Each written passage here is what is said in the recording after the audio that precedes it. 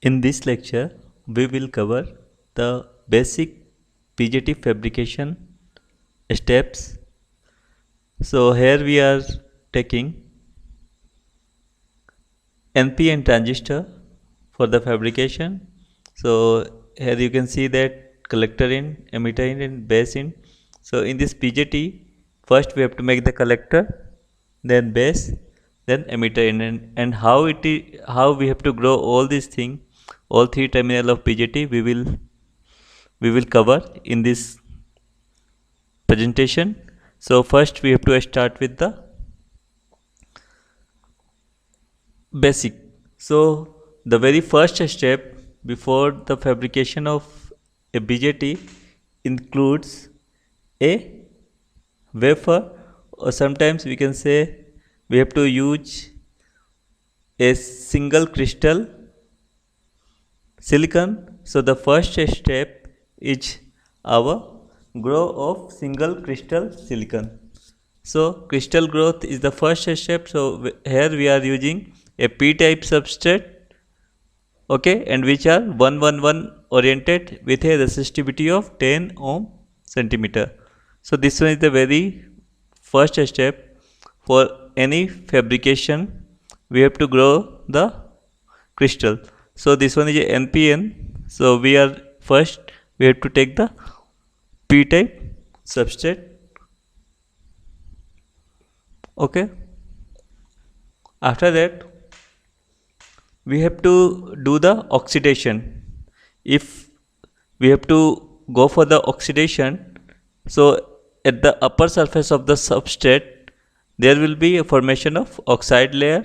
When we put this substrate in oxygen ambient, okay, so the second step is our oxidation, in which silicon substrate is oxidized by increasing the temperature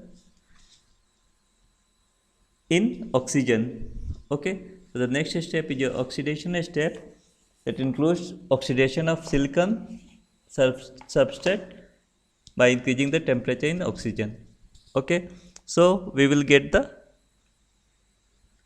oxide layer over the p-type substrate, okay, and this oxide layer, SiO2 layer, is used as a insulating material as well as some mask against doping. Before doping process, this oxide layer is used as a mask, okay. So we will cover this one.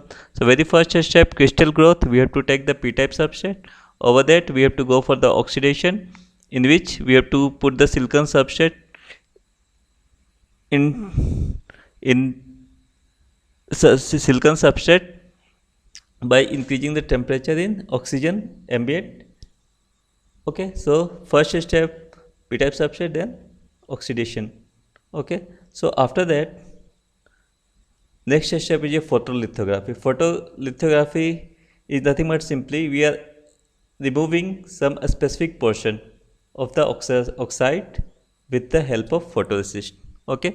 So in photolithography we are removing a specific portion of oxide with the help of photoresist. So what we have to do, first in this photolithography we have the p-type substrate, oxidation is over, so SiO2 layer is there over this p-type substrate. After that we have to coat the SiO2 layer with photoresist surface, okay, or photoresist material, okay. So we are coating with some material called as photoresist, okay.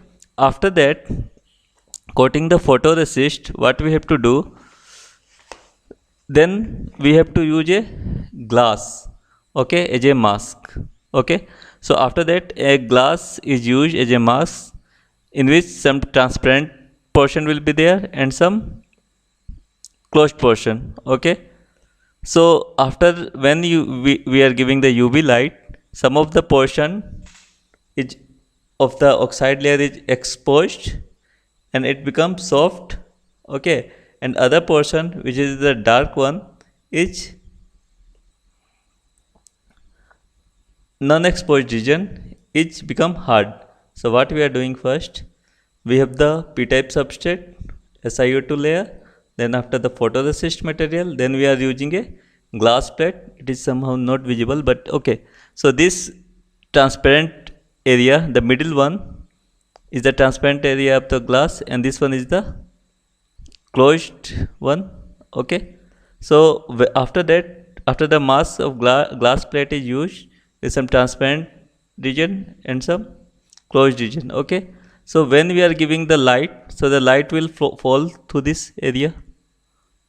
Okay, so after that, when the light is fall, the photoresist region is exposed by UV light, that becomes soft and easily removable of photoresist from those portion. Okay, that photoresist may be positive type or negative type, which we are not discussing here. Okay, and the unexposed region becomes hard, that protect the inner SiO2 layer. So what actually happening, this one is your p-type substrate, okay, oxide layer. Then we are putting some photoresist material, okay, and this one is a glass plate, this one is the transparent region. Okay, so when we are giving the UV radiation, that portion become soft and it can be easily removed, and the unexposed region, this portion becomes hard. This portion becomes hard. Okay, is it okay? Okay, so after that, we are removing this portion. Clear? Then after, again what we have to do, we have to remove this oxide layer. After that, to make a window here for the doping purpose. Okay, to make this oxide layer, to remove this oxide layer, we have to use anhydrous HCl. Okay, hydrofluoric solution, hydrofluoric acid solution we need for the etching purpose of the oxide, that can etch SiO2 without affecting the silicon substrate. Okay, so using hydrofluoric acid, we can remove the oxide layer. Okay, so this one is the p-type substrate, this one is the oxide one, this one is the photoresist is still there. Okay, so this one is the window. In the next step, we can remove the photoresist by using lithography. Again we will remove the rest photoresist, okay, by using lithography, by taking, by this portion becomes closed one and the glass portion become transparent one in this region. So it will give the oxide layers like that.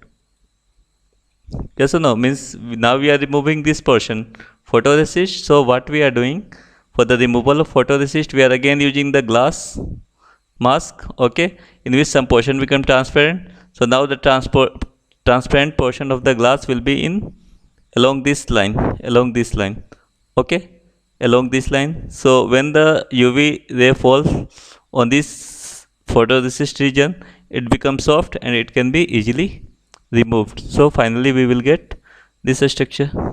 This is a p-type substrate and this one is our oxide layer. Okay, after that, the next step is your diffusion. Now we have to go for the doping. So some other doping process are also there, ion implementation, okay, the most advanced one, but here we are going for the simple through diffusion process. So doping will be done in this step. So n plus layer is doped in the p-type substrate. So we are just making an n plus region in this p-type substrate. Is it okay? Okay, after that what we have to do, after that we have to remove this oxide layer. So okay, so now we have to remove this oxide layer. So what we have to do, we have to take again the hydrofluoric acid solution, we have to put in the hydrofluoric acid solution, then it will what, remove the upper portion, that is our oxide layer. So it will give, after that buried layer diffusion, we have to remove the SiO2 layer using lithography. Okay, so finally we will get this one. Yes or no? Okay, after that epitaxy. Epitaxy is a Greek word that is upon order. Okay, so in epitaxy we have to grow some other film, thin film over the crystalline substrate. Okay, so in epitaxy we are growing a very thin crystalline layer, that is our n type, over the crystalline substrate p type. Okay, so this one is epitaxy. So this one is your n plus region. Now over that n plus region, the over this crystalline substrate we are just growing a one more layer, that is our n layer. So we are putting this n layer, and this n layer will be acts as a collector one. Okay, so during the growing step on n layer, n plus diffuse out a little bit. So during the n plus epitaxial layer, a thin layer, this will become grow up. Okay, this one is some physical property. Okay, so after that, this one is the during the growing step on n layer, n plus diffuse out little bit. So actually in epitaxy chapter we will cover the what are the property of epitaxy processes. Okay, so basically this one is, suppose this one is a fundamental p type substrate having 500 micron thickness and 10 ohm centimeter resistivity, and the epitaxial layer is very thin layer. Okay, and 5 micron and 1 ohm centimeter resistivity. On the other hand, the buried layer thickness is around 8 micron, that is your n plus region, and having the resistivity 20 ohm centimeter. So this one is the n plus layer is buried underneath the epitaxial layer. Okay, and the n epitaxial layer be the collector. I already told this n region be the collector. Okay, so in the next slide we will show how this n region become the collector one. Okay, so the n plus layer is buried underneath the epitaxial layer, and the n epitaxial layer to the collector one. Okay, so for this one you can go for the very famous book, SMG book of VLSI technology. Okay, so now we are not interested in a single transistor. Actually we are going for a monolithic. Suppose in today's digital world we have to go a number, we have to grow a number of transistor. So we have to make the number of transistor instead of a single transistor. So we have to use some isolation technique between the two or more component. Okay, for the fabrication purpose. So we are interested in the more number of transistors. So for that one you just look this picture, and p-n junction isolation can be achieved by diffusing p plus layer on epitaxial growth layer. Okay, I am telling how. Suppose this n, sorry, p type substrate is there, the substrate over which we are making the device, and this one is the first transistor. Okay, so now on the same substrate we need more than one transistor. So what we are doing, we are making the different n plus layer. Okay, over that we are growing an epitaxial layer. Okay, and to make two different transistors, for example suppose I am making two transistors. Okay, so we are doing some isolation with the help of reverse p-n junction. So here we are growing p plus region in that n, epitaxial n. So during this method these two transistors become isolated, so we can make a number of transistors in the same p type substrate. Is it okay? Clear? Means on a p type substrate we are making n plus region to n plus region. Okay, then after epitaxial grow, okay, after that we are making diffusion layer for p plus region, that will make the that will give the isolation between other one. Okay, so from that manner we can make more than one transistor. So here the collector terminal is made with the isolation between the adjacent sides. So this n becomes the collector one. Collector will be from this n. Now after that we have to make the base and emitter. So after that we have to make, after collector we have to make the base region.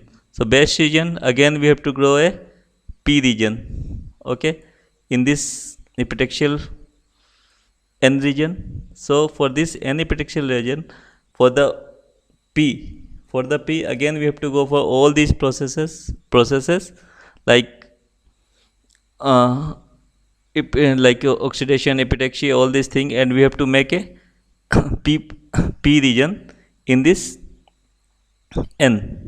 Okay, so how it will come? Next step include the formation of base and emitter after collector. So first base is doped earlier than emitter because emitter is highly doped.